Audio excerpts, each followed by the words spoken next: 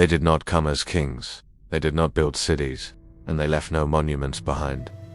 Yet, around 2200 BCE, a shadow fell over the world's first empire, and history itself nearly went silent.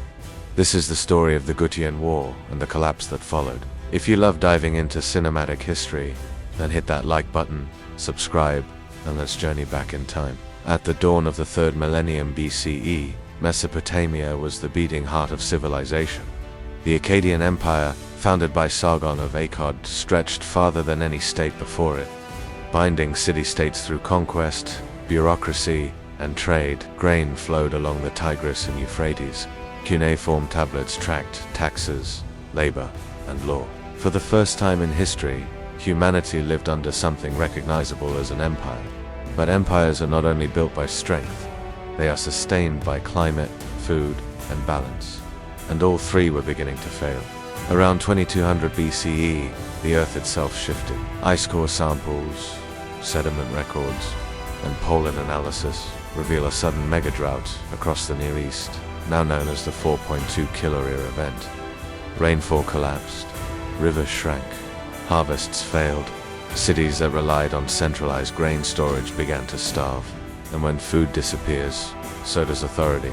The Akkadians stayed overextended, rigid, and dependent on control started to crack. From the Zagros mountains came the Gutians, to Akkadian scribes. They were described as people who know no gods, no law, no kingship. But this is propaganda, not anthropology. The Gutians were likely highland pastoralists, adapted to mobility rather than cities. They left few written records not because they were primitive, but because they lived differently. And in a collapsing world, mobility is power. The Gutian Wars were not traditional conquests. There were no grand sieges, no single decisive battle. Instead, attrition, raids on grain routes, disruption of administration, cities abandoned rather than captured. The Akkadian military, designed for set-piece warfare, was helpless against an enemy that refused to stand still. This was asymmetric warfare 4,000 years before the term existed. Within a generation, Akkadian authority vanished. Trade networks collapsed. Urban populations fled. Writing itself declined. Later Sumerian texts would describe this time as a curse, blaming angry gods. But archaeology tells a colder story. No apocalypse, no single invader, just systemic failure accelerated by pressure from the Gutians.